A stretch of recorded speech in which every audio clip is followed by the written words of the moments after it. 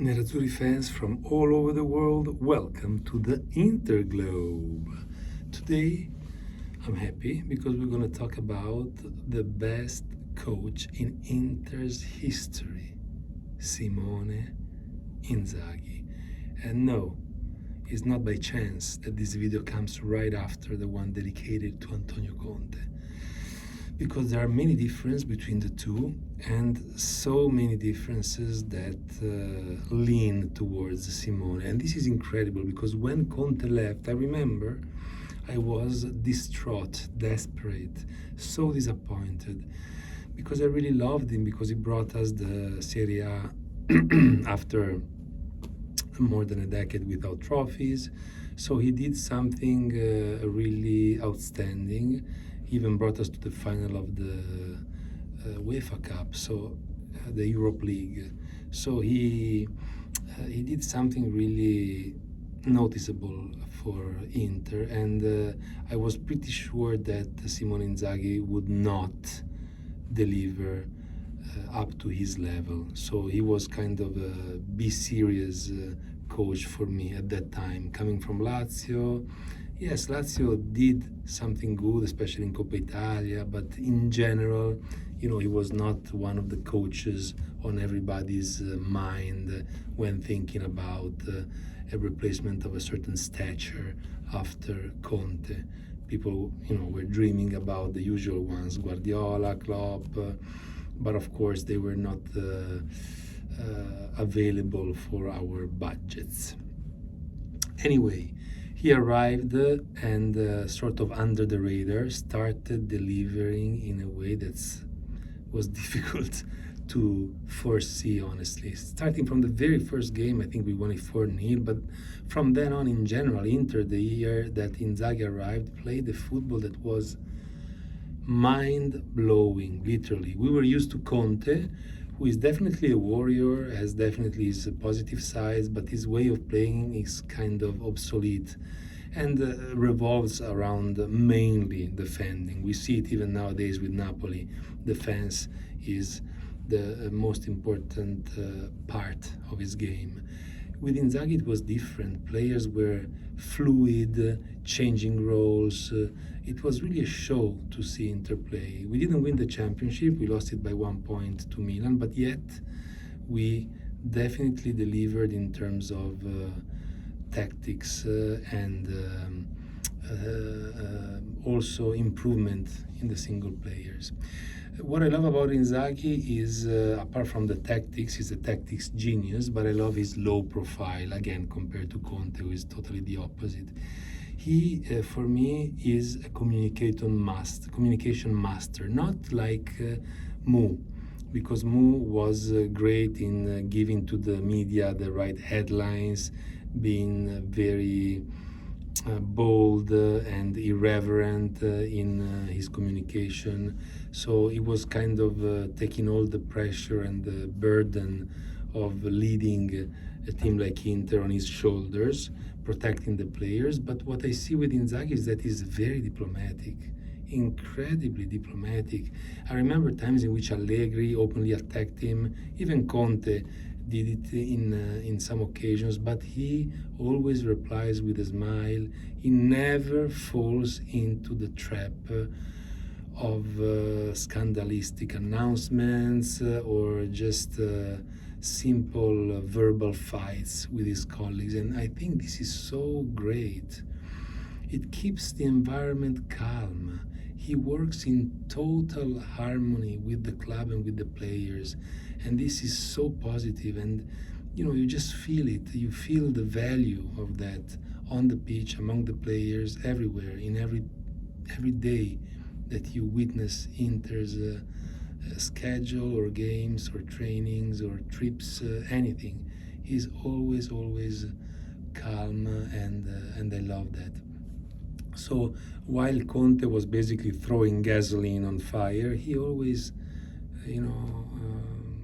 fades things away, turns possible problems into thin air, and that's a great quality. Also, what I love about him is that he always puts the players on a pedestal and celebrates them.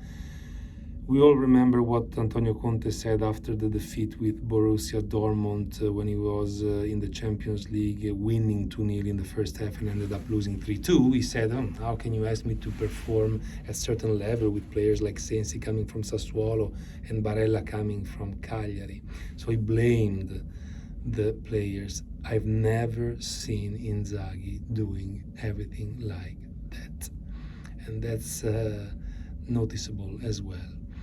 There was only one time in which Inzaghi said something that kind of created a scandal. It wasn't against colleagues or other players or anybody. It was just a statement that was the following: wherever I go, revenues increase, losses decrease, and trophies arrive. And he said this last year when he was in full crisis and Marotta and Ausilio were actually thinking about replacing him. So he was in a dark moment and he said something like this, which actually is pretty bold, but is totally true. I mean, revenues increase. We are witnessing this at Inter in these 4 years.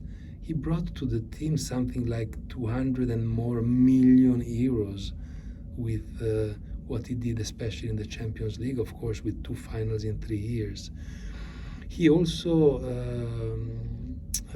brought a very little number of losses to Inter. If you think that he played just with Torino was his 150th Serie A match and he won 100 of them. So that's also true. Losses decrease, and trophies arrive. 6 trophies since he arrived to Inter and counting. So revenues increase, losses decrease, and trophies arrive. What else would you want from a coach, right? And especially this statement is a true one for him. He has also some downsides, of course. We can recall some of the transfer market window mistakes he made, like the one of buying Correa that didn't turn out to be the player we were hoping for, or even Buchanan recently, who was let go, or Aslani as well. But that's physiological. Everybody does mistakes. We remember Trivela with Mu, and every coach makes some mistakes at times. One thing that makes me laugh about Inzaghi is that he's always out of the technical area, and people blame him for that. There was even a staggering situation in which Teo Hernandez had to basically circle around him during a play in the derby because he was almost inside the pitch. But he does that just showcasing the level of passion that he has for the game and the level of participation that he has for what the players are going through. He's literally the 12th player, and you can feel his energy on the pitch. He just, if he could, he definitely would play. And another aspect that I wanted to talk about is how different he is as a coach compared to what he was as a player. He was not mediocre player, but nothing special. But most of all, what I didn't like about Inzaghi, he was kind of a diver. And I used to hate that. And it's incredible to see how the same man can be so different professionally when he's a player and when he's a coach. And while Pippo, his brother, did better as a player than he's doing as a coach, for him it's vice versa. But anyway, this being out of the technical area is something that I see as actually a positive side for him rather than a negative. And in any case, this kind of choral approach that he gives to being a coach by being inclusive with the players, with the management, is a philosophy that brings, incredible results. Again, 100 wins out of 150 matches in Serie A so far, 2 Champions League finals in 3 years, 6 trophies in 3.5 years. Only Herrera and Mancini did better with 7 trophies, but there is still time in this season. And as we said, more than 200 millions brought just from the Champions League. But even going to the technical side of things, one staggering record he broke is that every player on the squad, apart from the goalkeepers, scored. Every player, especially after Sunday's Zalewski goal with Torino, every player in the squad scored. And this tells a lot about how he's capable of doing positive things for each and every player, making them grow technically, tactically, and also making them feel included in the project. The turnover that he brought also is something incredible. He basically always uses the 5 substitutions.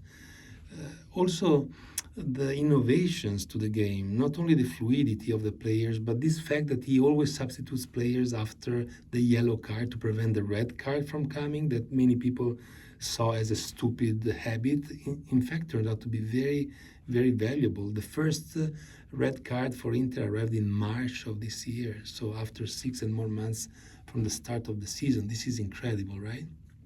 So I think that this is a brilliant trait of him. He doesn't leave anything to just the chance. He's very thoughtful about what he's doing. We played, talking about Serie A, 16 games more than Naples. It's like half a season, yet we're there fighting to the last point, 2 games from the end. This is incredible, right?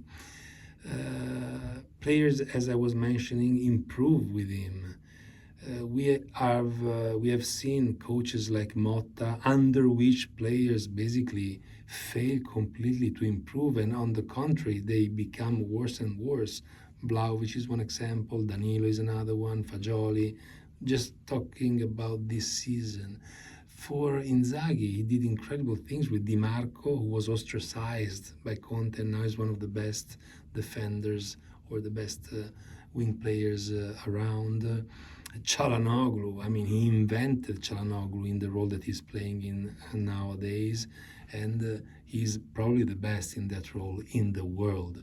Zalewski, just to be talking about recent times, Zalewski was reinvented on Sunday in a role in midfield in which I think he can perform so much better than what he's doing on the wing, because physically he's not strong enough to play on the wing, while in midfield with his agility he can be really, really deadly for the opponents. Onana came back after being disqualified and played so well. It was the best goal in the Champions League the year he came back with Inzaghi.